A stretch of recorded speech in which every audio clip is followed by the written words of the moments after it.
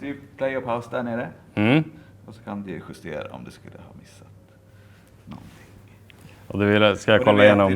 Du tittar igenom segmentet. Du får pausa om du vill under om det är någonting du vill kommentera. Annars bara pausa mellan segmentet och så kommentera lite. Känns lite jobbigt det här. Jag är rätt känslig av mig så att det blir nog svårt. Men det är bara att köra igång, tänker jag. Ja. Hallå Fredrik Lindholm. Bättre en hemmagjord video än ingen video alls. Ja, vad ska jag säga? Du klev upp i A-laget och inte bara fick chansen, du tog verkligen chansen. Och det du har gjort för Storvreta IBK har varit extraordinärt i mina ögon. En extremt lojal lagspelare. Innebandyns Magnus Erlingmark kan spela på i princip alla positioner. Du skulle säkert kunna hoppa in i mål också och göra det med bravur.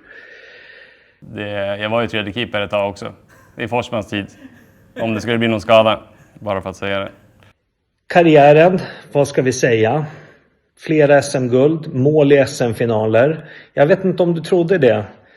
Den där dagen du klev upp i A-laget. Om det nu var 2014, 15 kanske, om jag inte minns fel. Det har varit en ynnest att få följa dig. Och jag vet också att alla sagor har sitt slut. Men det jag kanske uppskattat mest med dig, det är inte bara innebandyspelaren Fredrik Lindholm, utan personen Fredrik Lindholm. Så vad du än tar för dig efter karriären så vet jag att du kommer göra det också med bravur. Det kommer gå alldeles utmärkt. Och vem vet, kanske i framtiden får vi se dig på plats i IFU i någon annan roll. Det skulle jag uppskatta. Tusen tack för dessa år Fredrik och på återseende i IFU. Det är såklart väldigt fina ord. Man kanske ska bli sportchef då. Man får uppleva det här själv. Ja, det är bara att tacka och ta emot såklart. Man tänker ju att inte alla bryr sig om en såklart. Men ja, här är ett bevis. Så att, väldigt fint. Hej Fesi. Hoppas att du har haft en skön första sommar utan försäsongsträning. Och lövstalöt framförallt tänker jag då, för jag antar att du inte hållit dig helt borta från gymmet i alla fall. Jag vill börja med att säga stort tack för alla år jag har fått spela tillsammans med dig. Både haft dig som granne i omklädningsrummet och på bussen. Stort tack. Du har verkligen inspirerat varje dag. Oavsett om det har varit en regnig onsdag i november med träning eller en match i Globen en solig aprildag har du visat vägen med din inställning. Du har alltid varit ditt bästa jag och inte tagit någonting för givet. Du har alltid visat vägen på planen, men framförallt har du varit en väldigt bra människa. Du har varit en stor ledare i våran grupp och alltid fått andra att både må bättre och prestera bättre. Att vinna så mycket som du har gjort i din moderklubb där du spenderat alla dina år är verkligen imponerande och något du ska vara väldigt stolt över. Man har verkligen känt vad Storvreta betyder för dig och du har haft en inställning som smittar av sig. Och du är en väldigt stor del till att Storvreta är vad det är idag. Stort grattis till en fin karriär och för allt du bidragit med till den här föreningen. Ditt engagemang och din vilja kommer alltid finnas kvar.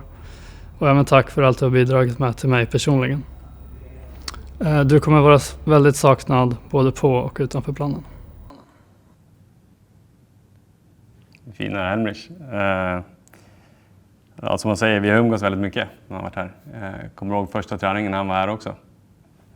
Många som var borta på landslagsuppehåll och han fick komma och spela med mig.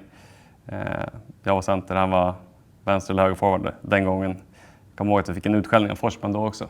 Och att alla var riktigt dåliga, vilket vi var. Men det här är ju en riktigt fin människa som jag hoppas kör fler säsonger i Storvreta. Och fortsätter att ta liksom stora kliv i både sin roll som spelare och ledare. Uppskattar honom väldigt mycket. Tack Helmrich. Tjena Fesi, eller Fredrik som jag kallar dig numera när vi jobbar ihop. Alla smeknamn flyger kanske inte så väl på en arbetsplats.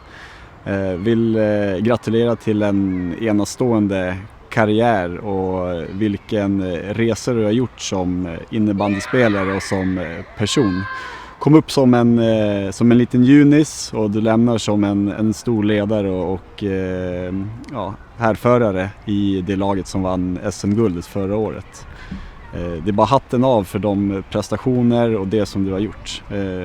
Kul att jag får ta med dig på sidan nu och att vi kan göra andra saker på fritiden eller gå på en AV tillsammans utan att du ska sticka iväg och åka buss.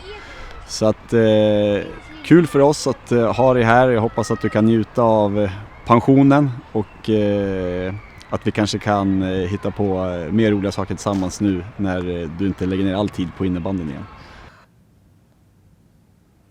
Ja, det är Viktor. Vi umgås ju väldigt mycket nu på jobbet och såklart. Och vi har redan pratat om att vi ska umgås mer med varandra. Så att det är fina ord.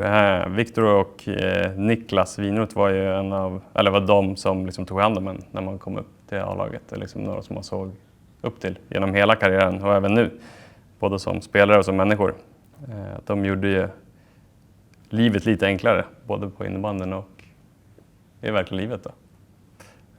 Så man får väl säga stort tack där, Viktor, för de fina orden. Tjena Fessi. Nej. Vi började ju spela tillsammans i Storvreta säsongen 97-98 när vi var 5 år gamla. Sedan dess har vi hållit ihop i Storvreta. Jag var sväva iväg lite i FBC och Schweiz lite grann. Men du har alltid varit Storvreta trogen och slitit hårdare än alla andra. Och det har givit frukt. Du har vunnit SM-guld, Europacupen-guld. Du har varit med i kaptensgruppen, varit kapten några matcher. Det är en otrolig karriär i Storvreta som tar slut. Både jag och alla runt omkring oss sen vi var små, min pappa, Viggo, du vet vilka de är. Alla vi är otroligt stolta för din karriär och allt det du har gjort för Storvreta och tack för att vi fick vara med och dela det med dig. Det var lite mer oväntad video att den här skulle komma. Ja, det är som Polle säger, men jag har umgåtts mycket liksom, länge. Det var ju Polle, jag och Blad i en 5 eller en kedja. Jag tror med Kavenhed och om det var Alexander Olsson som spelade. Det var en fruktad 5 från Storvreta pojke 43 som skrämde alla Stockholmslag på den tiden.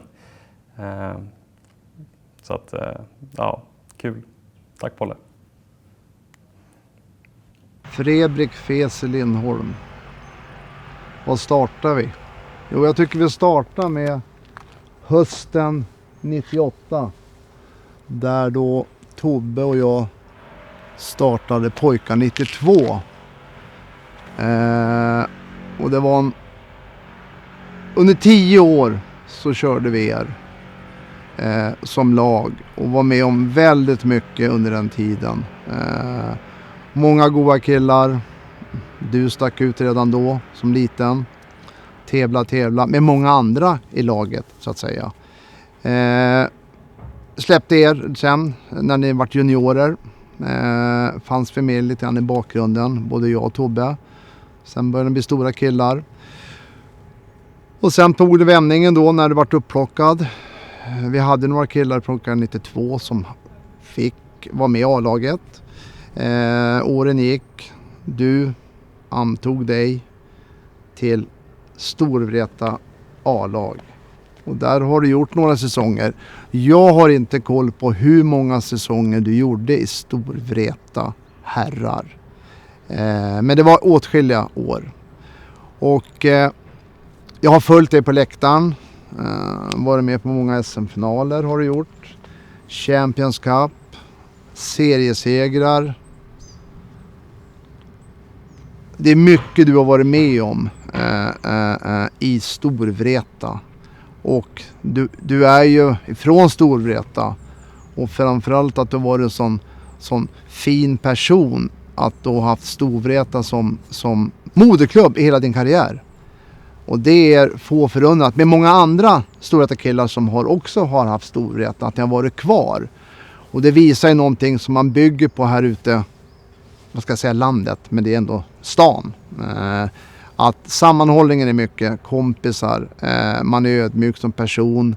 Och du har väl alltid varit den som jag känner, den mest professionella killen som har då anappat dina uppgifter. Väldigt målmedveten kille. Kämpat, vissa år har man kämpat, sen har man fått chansen, du har tagit den och framförallt då var en lojal. Du måste vara en underbar spelare att ha för en tränare. Du kan spela på alla positioner, du gör det, du biter ihop och du kör. Nu efter alla dessa år nu då, så är det dags att kanske knyta an din karriär. Hur gör man det? Jag vet inte egentligen vad man ska säga än att du är en stor förebild, tror jag, för många ungdomar med många andra innebandyspelare. Du har ju haft något uppdrag i Storvreta med. Du var väl med där som någon hjälptränare i juniorerna där och hörde att du var en förebild. Återigen, visa stort hjärta. Så jag hoppas att Storvreta kanske tar sig an dig och ger dig chansen i något lag. Inte vet jag, ingen aning. Men att du är en stor förebild och lärare som du är också. Få förunnat för de eleverna ha dig som lärare, tror jag. En sån fin kille. Och vad säger man? Jag ska inte grina. Men det är lite känsloladdat, det måste jag säga. När beskedet kom att du inte skulle lira. Och jag har ju ett barnbarn, Alfred, som har följt dig. Han har nog inte förstått riktigt att du... jo, det har han gjort. Att du kommer att sluta, eller har slutat spela innebandy. Så han får väl hitta en ny idol, skämt åsido. Så, men som sagt var, jag skulle kunna stå och prata hur länge som helst. Men jag känner att vi kommer ses här ute. Vi kommer gå på en innebandymatch. Helt 100 på det. Så jag får väl hoppas att du får en fin tid framför dig nu med husbygget. Anna, syr du nog ihop det till ett fint hus i Storvreta. Och framförallt att du blir kvar här ute. Det är jättekul. Så jag önskar dig all lycka, Fredrik Fes Lindholm, ifrån mitt hjärta. Sköt om dig, så ses vi i hallen. Ja, Micke Jansson. Tjena Jörgen! Kul att se dig. Håller på att göra känsliga grejer här. Ja, tack. Ja, skönt att vara tillbaks. Ja, men för dig i alla fall.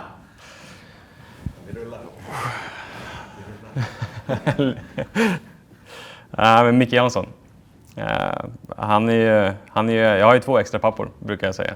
Micke Jansson är den ena. Den andra är Victor Anderssons pappa. Båda har varit tränare och varit liksom, hjälpt mig mycket och stöttat mig i allt jag gör och liksom fått ut så mycket som möjligt av mig. Både på innebandyplan och utanför. Mickes grabb är en av mina bästa kompisar, Mackan. Så att det är kul att vi håller ihop. Återigen massa fina ord som kommer och gör det svårt för en att liksom hitta rätt ord att säga. Men vi ses ju kontinuerligt, känns det som nästan. Hejar på andra och stannar och snackar. Så att vi kommer ses snart igen, mycket. Men tack för de fina orden.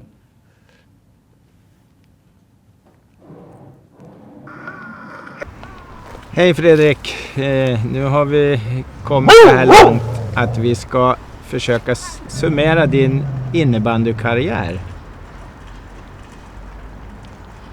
Och du började spela innebandy när du var 5 år och du tyckte det var jätteroligt från början. Det var Micke Jansson som lockade med dig för Mickes son Marcus och du var lika gamla. Och du föll direkt för sporten, även om du först älskade att leka svarte man på innebandyplanen. Men sen vart du fast och ville verkligen spela innebandy varje träning.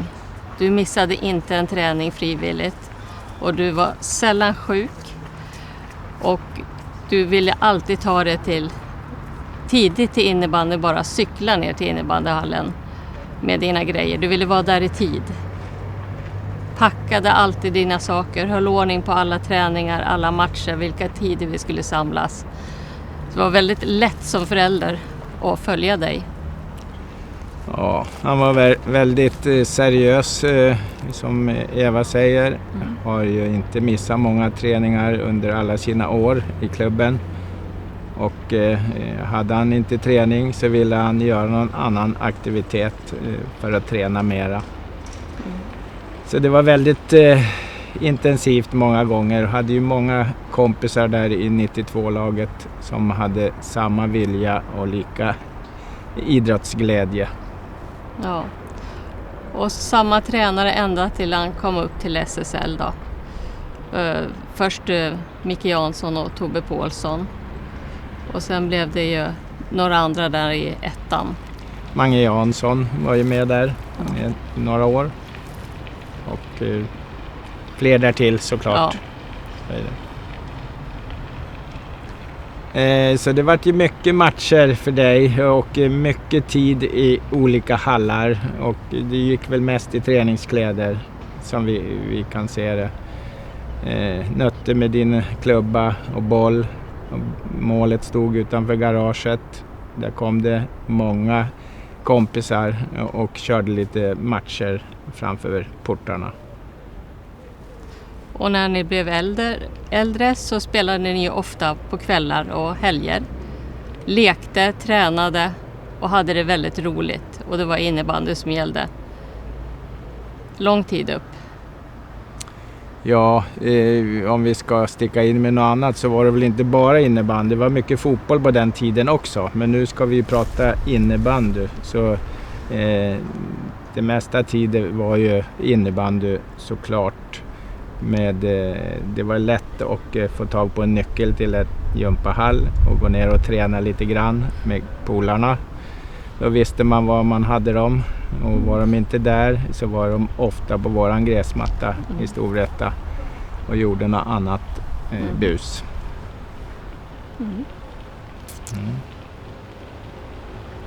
Och jag minns när vi var i Stensjö med familjen, för familjen är ju också viktig. Den är lika viktig som dina lagkompisar.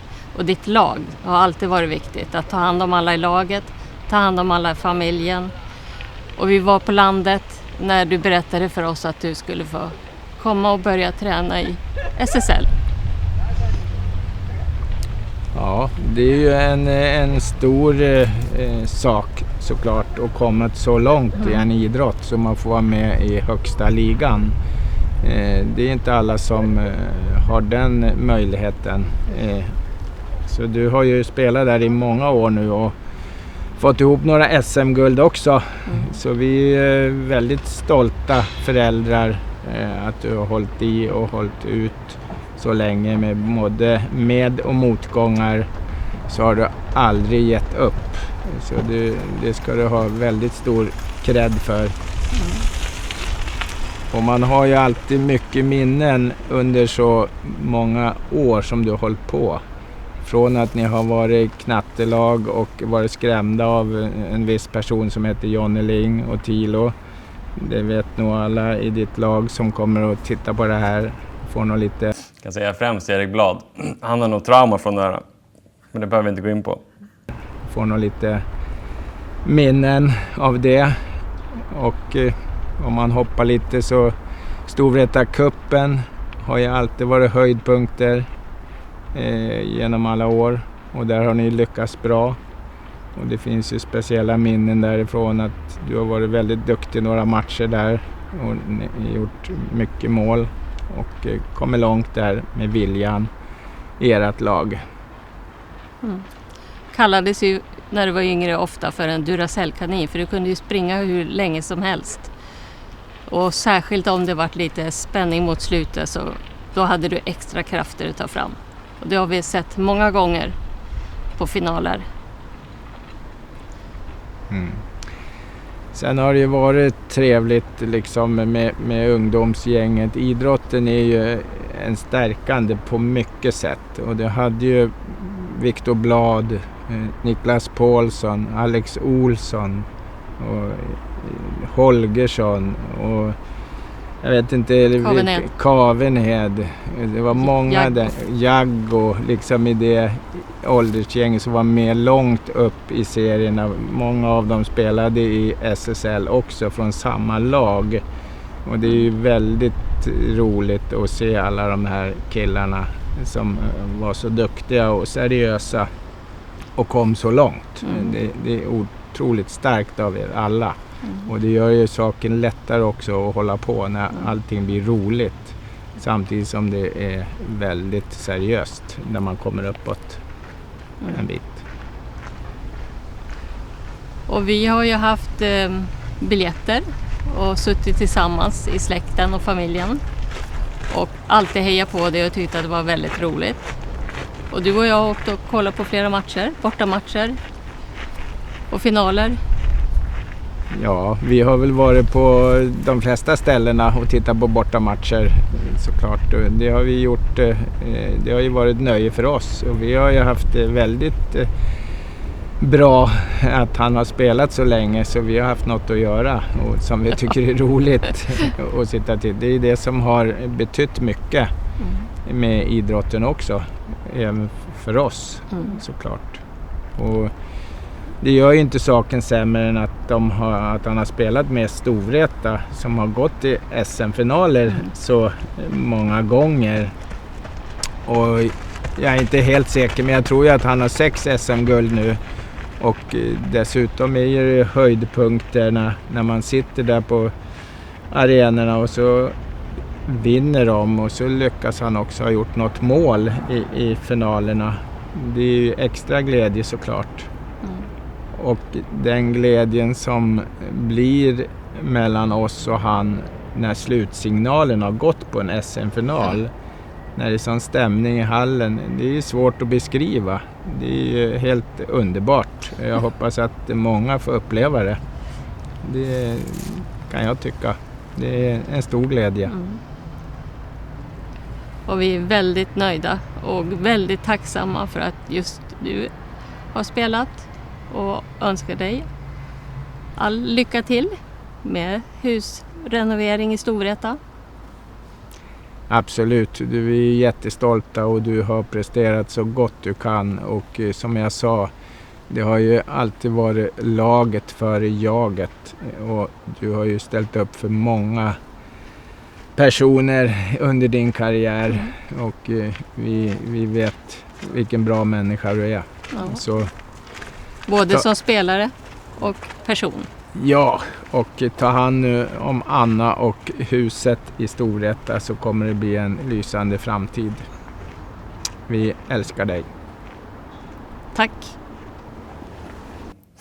Kan jag börja med att säga att Jalla skådespel. Vi stod ju och satte dit tak till tvättstugan i år när vi började prata om att jag skulle hit. Och då spelade han dum och sa ja, så det blir en avslutning. Så att ja, bra skådespel farsan. Men det var ju många ord där, såklart. Mycket fint sagt. Och det är precis så som de säger. Jag har alltid tagit alla andra före mig själv. På gott och ont.